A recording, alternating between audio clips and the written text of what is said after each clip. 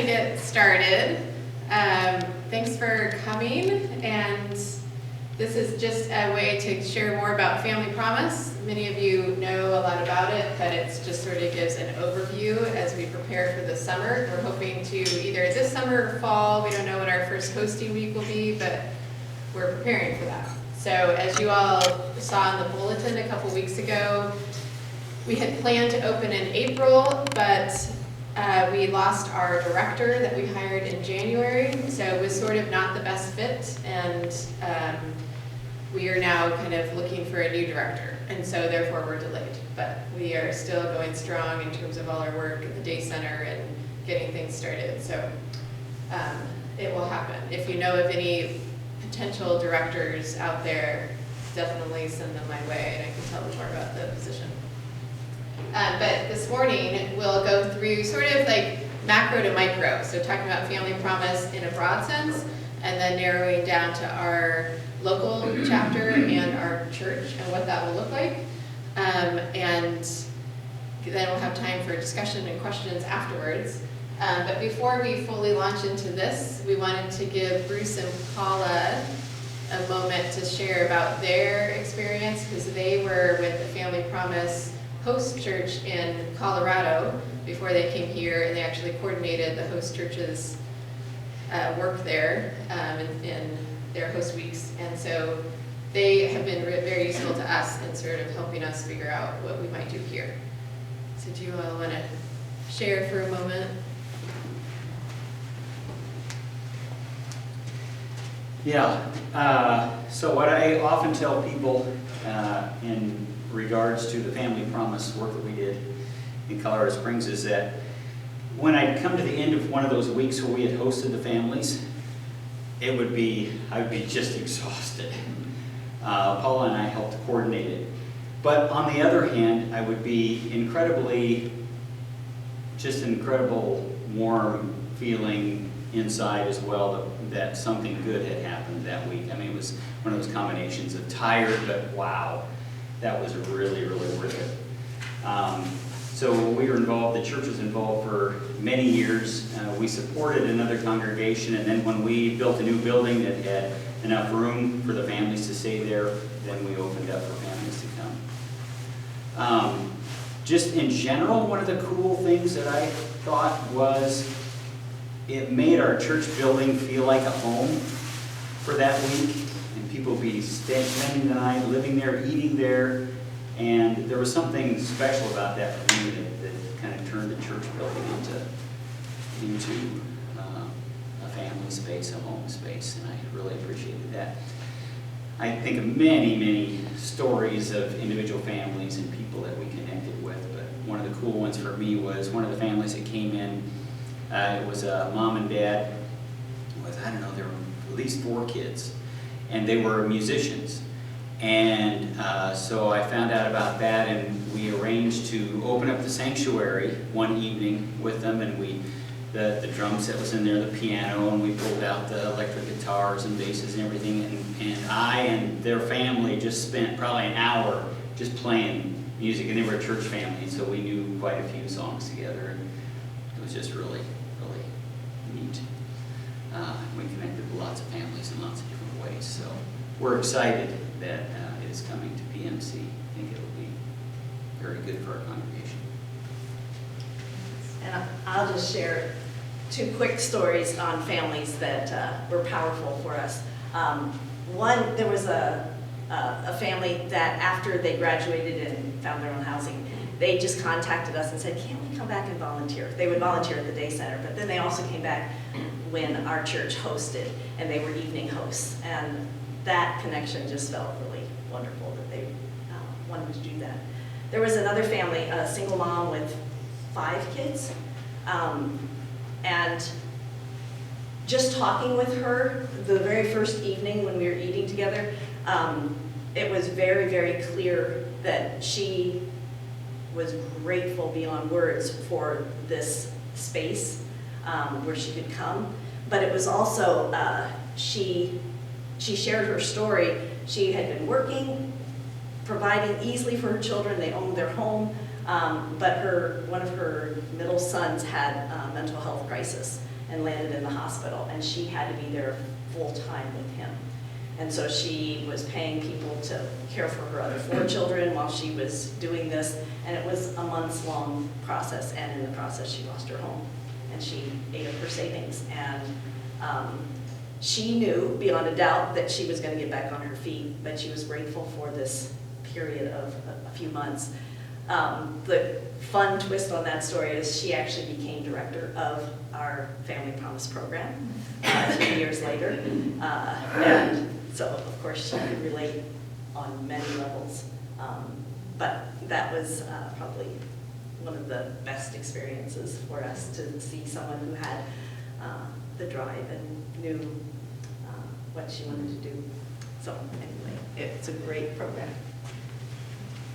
Yeah, so it's like I said, it's been useful to have Bruce and Paula with us because they can help us conceptualize what it would look like here, how they had done it, and what pieces of that we can use for here. So we have some expertise in the church.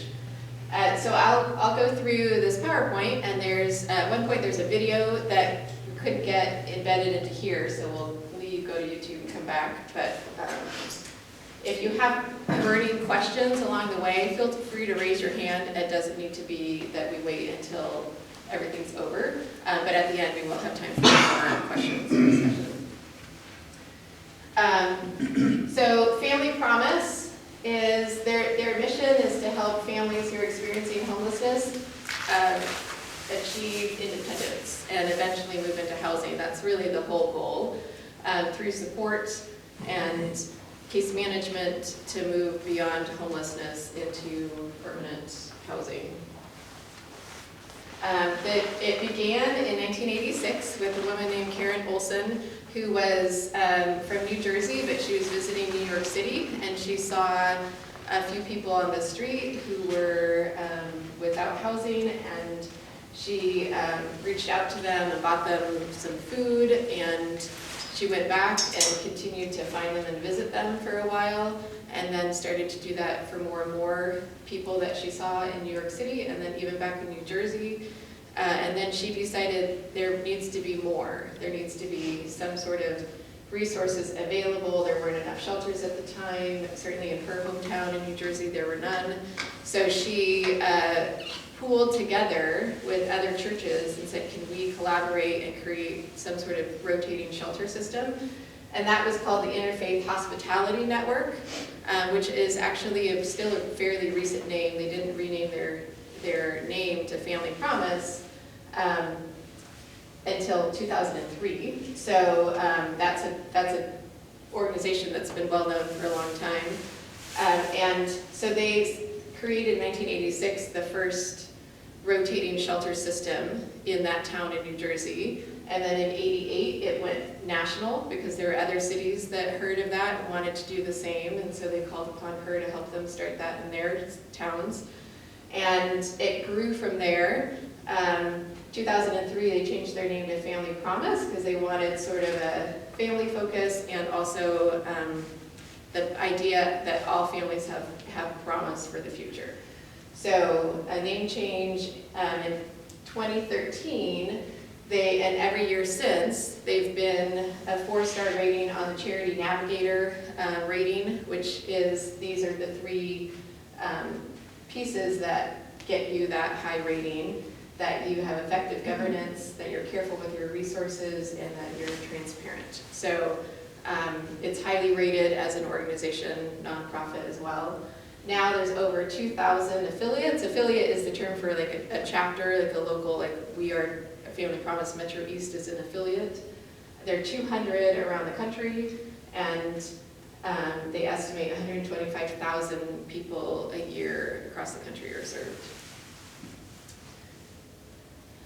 These are sort of their core values that they work on. So hospitality, what's unique about our model as opposed to just sort of big city-run shelters is that we are small, we have volunteers, we are in a church community, we have people who are devoting themselves. It's not just, volunteers sometimes can have a flavor to it that's can be more endearing and committal than those who are just paid to be there. So it really can feel like a hospitality kind of environment that churches offer in a way that some families really respond to rather than other shelter models. There's a range of models that work, but we have a model that kind of has that hospitality layer in it. Empathy, and of course reaching out to, feeling the needs of people without judgment.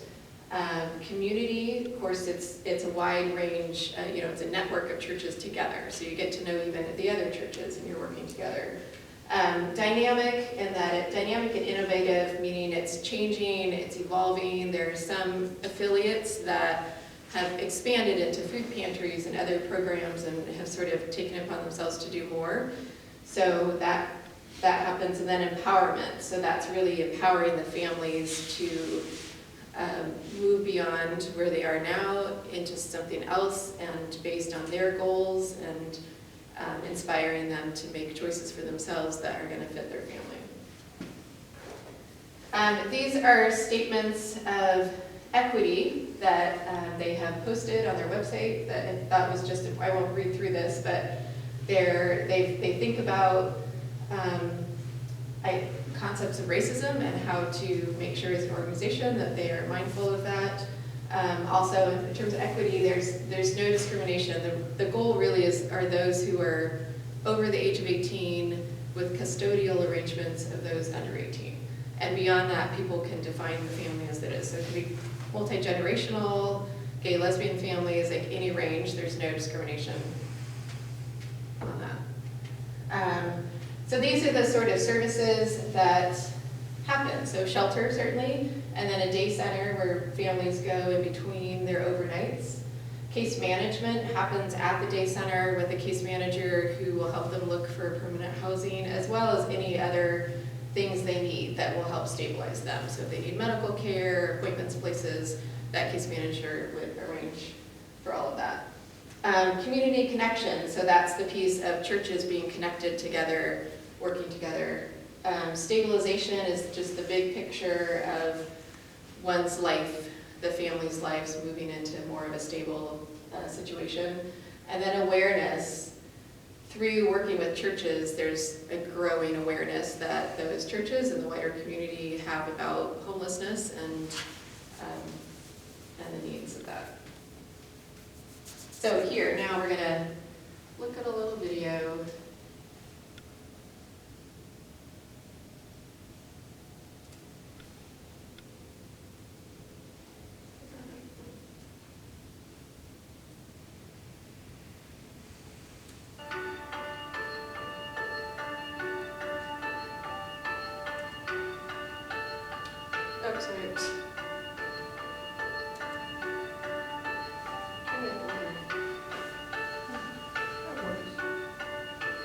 The concept of home is so important. It is just open and welcoming to everybody. To me, home is security, it's acceptance, it's love. Home to me is a place where I can be at peace, where I can regroup and go out into the world. And that's what all families should have a home. Home clearly is having a loving environment around you and people that care about you, care for you and support you. To me, home is where my family is together and safe. Just the whole idea of having someone with you was what really made it home. Home is where you feel at peace. Home is peace. It's just something I never experienced before, and I love it. And we have all these different animals. We just got chicks.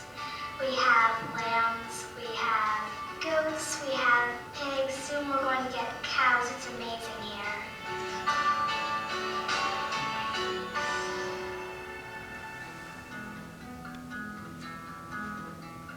The children,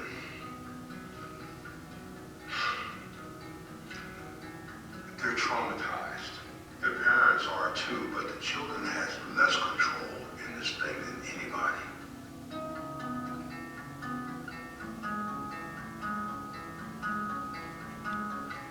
When I lost my home, I felt scared and alone and anxious and worried, especially because literally changed overnight. We're gonna have to sleep in the car then. Like, I don't know what else to do. Where are we gonna go? I feel like I was more concerned with Olivia's well-being than I was with my own well-being.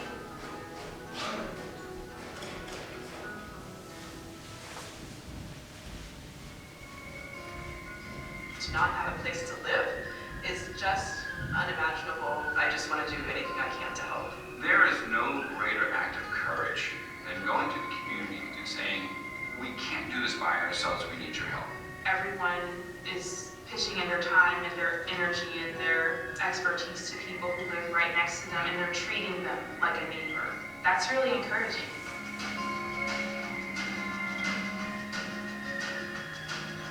Family Promise. I always wanted people to get involved and to make a difference, and to think that close to 1 million people have been involved as volunteers since we began is just incredible. So if we can provide togetherness and safety for families who are going through this stressful experience, then I feel like we are really creating a sense of home for someone who doesn't have a home right now. Family Promise helped me feel safe again. They offered me self-worth. They helped me find that I was capable of regaining a home, regaining our life, regaining a feeling of security. Changing the trajectory of one child literally can change the trajectory of a generation, and I think that's why our work is so important. I'm trying to be a singer when I grow up. I don't know. I'm still trying to decide if I'm going to be a scientist or a singer. I don't know.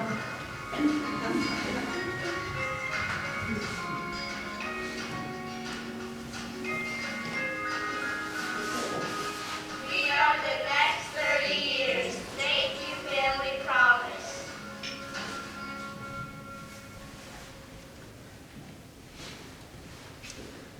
Okay.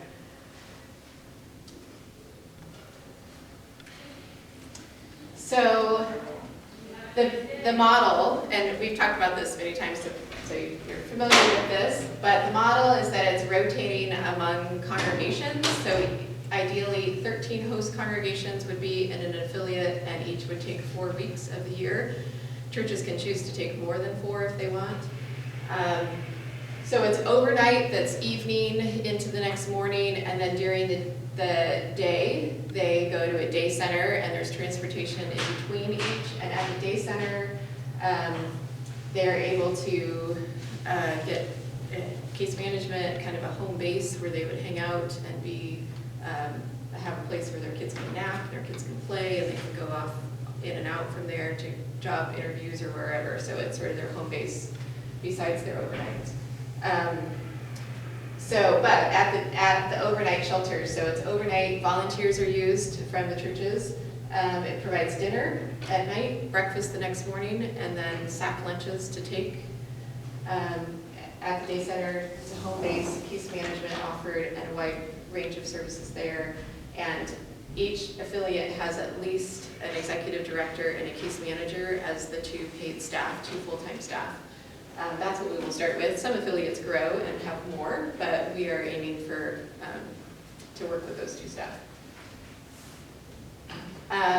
So our local Family Promise Metro East is what we are called. It's the east side of Portland is what we're focusing, so not Westside churches and not even far out to Gresham, but just sort of northeast and southeast. Just to keep it sort of small so there's not too much moving around. And it sort of evolved out of, if you remember Common Cup, which we had volunteered with years ago, at that time we were affiliated in a general sense with another shelter called Daybreak, which was also a rotating model, similar to Family Promise, but just its own entity. And Portland Community of Christ Church was one of those churches. And it closed around the time that Common Cup closed, but Becky Lee, who helped coordinate it for her church, wanted to see it continue in some way and had heard of Family Promise as an option, and so has been working ever since then to sort of shift back into that rotating shelter that her church had been a part of and do it with Family Promise. Family Promise being a bigger entity than what the other previous shelter had been. So in a sense, we're sort of, this is like the next evolution from Common Cup that we had worked with. And so about 3 years ago, Britt came to me. She went to Britt, suggested this idea. Britt came to me. I talked to Becky, and it grew from there for PMC to be involved. So I joined an advisory board, which was just sort of consultation board of churches that were interested, and that morphed into, when we decided to be an official affiliate, now I'm on the board of that. So we now have 9 host churches. We're aiming to get 3 or 4 more. We have some that are interested, that are likely. And we also need 26 support congregations, because the hope is that each host church would have 2 support churches that would be linked to them, that would send volunteers as well to those host nights. And right now we're low on that. We only have 4, but we have several others interested, but we do need to grow in terms of the host churches. The churches that PMC will be working with that have expressed an interest in being matched with us is Reedwood Friends is a support church, and then Ministerios is also a support church. So when we volunteer, we will be getting volunteers from those places, which will be a nice way to get to know those churches better. Our affiliate, we now have $100,000 in funds. We need probably $180,000 would be a year's budget. So we are still fundraising. We have just been given by the Joint Office of Homeless Services is giving us $50,000 a year for 3 years. So that will help a lot. But still more fundraising to go. What this does not count is rent assistance that will also be needed, because you can't move out of shelter if you can't pay for housing, and many of these families don't have enough to pay the high cost of housing in Portland. So we're going to be doing also a separate fundraising fund for rent assistance, which could need as much as $50,000 a year for the families that we'll have. So definitely need more fundraising to happen. The day center is at Portland Community of Christ, so that's on Cooch, just past 47th, just behind, if you can picture the police station's traffic transit division there. It's right behind that. And it's temporary until our new day center, which is down on Chavez, is being built, but we're not sure when that will be built. So it could be 2 or 3 years that it will be at Community of Christ. We're hoping to start July 1st as a fiscal year. That's when our grant from the county will happen. So that's our goal, but it all depends on if we have a director by then or not. These are all the churches that are currently host churches that have signed on. And like I said, there are a few more that will likely sign soon. This is our local committee for Portland Mennonite Church. Some are here now. So this is what a schedule for overnight would look like. So families would be transported from the day center to here at around 5, get here between 5 and 5:30. We'll do dinner at 6. Then there's a hangout time. Try to have folks prepare for bed at 9, do lights out at 10, wake up at 6 in the morning, start offering breakfast around 6:30, and then leave between 7 and 7:30. Some families will be up and be doing lots and sit down and eat. Some families will just get up right before 7, grab something and go out the door. It doesn't matter, there's no set, everyone needs to come for breakfast. On Saturday mornings, some affiliates, and this would be open to churches if they feel willing to and depending on what's happening at that church that morning, to let Saturday be a little more of a lax time, like a little more sleep in, and maybe not make people leave at 7, but allow transportation to happen a little later, and make it be more of a nicer breakfast morning. So that's up to each host church, but that's an option. And so the whole setup would happen Sunday after church on beginning of the week, and then clean up after, be done hopefully by 9 is our goal, so that by the time Sunday school happens, everything's cleared out. So that's what a schedule generally may look like. Any questions about that? Because that's the nuts and bolts. We can get into more details later too. So as far as what volunteers would do, so the setup on Sunday after church, Bruce and Paula will be our like ringleaders on that, and so we'll need helpers around that. It'll just be like after church before you go, come on down and help set up the mats and get things going. And then each night we are going to look for people to prepare dinner. So that could either be come here to the kitchen and prepare a dinner and serve it, or prepare a dinner, leave, other people come in and serve it, or prepare a dinner at home, bring it, drop it off, and it'll get warmed up and served. So it could be any arrangement of how dinner is made.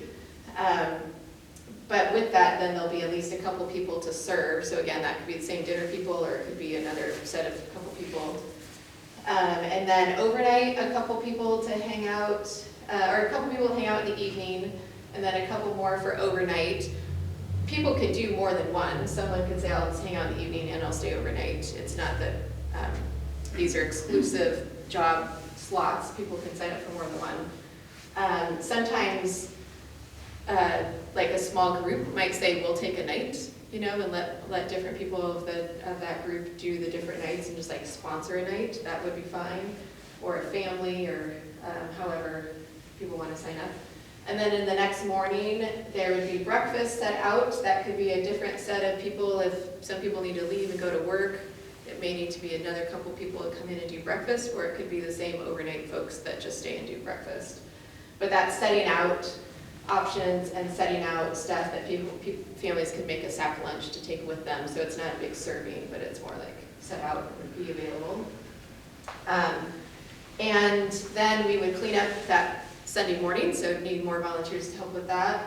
And we would also then be doing laundry through the week. So all the sheet sets that we've had out for on the mats, we would, then probably send people off with different amounts, whatever they feel like they can launder at home and bring back, and then we would store before our next post week. So that's sort of a quick overview. Any questions around that though? And Bruce and Paula have helped us conceptualize what this looks like. So they may be able to answer questions too. Yeah. This is a very, very generous program. I'm really glad that we're part of it. But I read someplace for the hangout time, there are couches, and this is a great place to play soccer, but we don't have any couches. Will there be additional furniture brought in, or how does that work? That's a good question. I think maybe she's thinking about couches at the day center. Oh, where you were saying you mean just the evening hanging out here, Yeah. where people will sit around? So they'll sit around these chairs, I guess? Yeah. Okay. Around the table. Yeah, I mean, we'll have tables out, so it'll, have games and So people. the couches are at the day center, that sort of makes sense. Okay. Yeah, I don't think we'll have And we have tables. Yeah. couches here that we'll bring out, but yeah. Yeah. I did this at a church in Michigan, and there was also another group of volunteers who, after breakfast, took kids to school, people to work, and people to the day center. So it was kind of like a transportation committee. Right. Certainly volunteering can happen beyond these overnights, and the day center will be looking for volunteers. Those sort of things will land in the sphere of the day center. We're looking at having some sort of ride share system where we can get people transportation to places and appointments and things. So that may evolve too, that people can volunteer to help with that.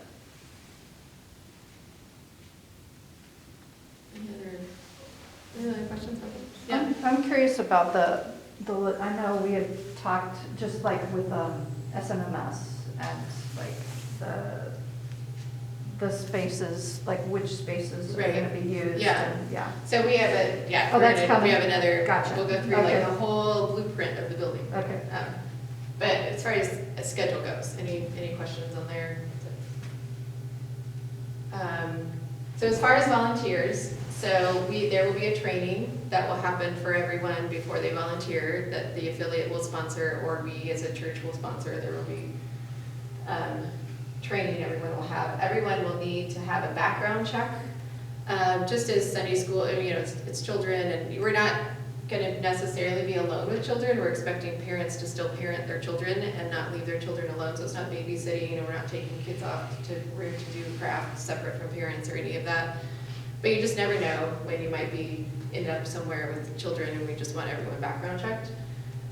So we have over here forms to fill out, because the church has a new background check system, and all our previous background checks are no longer valid, so all new ones need to be made, and they last for 3 years. So and they probably were expired anyway. So yeah, so we're just gonna get everyone newly background checked. It's very quick to run it, so once it's done, it's just you're in the hopper. It's not a bad idea to do it for any events that we have here at PMC as well. So afterward, if you want to fill that out, we can just start to put people, if you feel like you're going to volunteer, go ahead and do that. We will, before leading up to our host weeks, we'll have a binder in the old chapel that will have all the different duties that are needed per night, and you can just sign up accordingly, so there'll be ways to sign up easily. Here's the space. So as Lisa was asking, so this is our blueprint that was created when we remodeled, and we're right here. So the space, so the whole preschool area won't be touched. So all those rooms in there that sort of make an L right here will be doored off when they are done. Even during the day, even though they're set up, they still can slide their stuff in and close the door, and it's all doored off, and there's just a hallway right there. So that'll all stay set up, but it'll be doors, and no one will touch that. So our space will be certain bedrooms each family would have. So one would have this one over here, Sunday school room, that Sunday school room over there. Then, so that's easy for 2 families. The third family, we're thinking here with this curtain, and we're thinking of figuring out some sort of little room divider to put there to have a curtain, because the preschool does walk through during the day to go to the playground. So, but there'll be some division here. If we have 4 families, because it's 3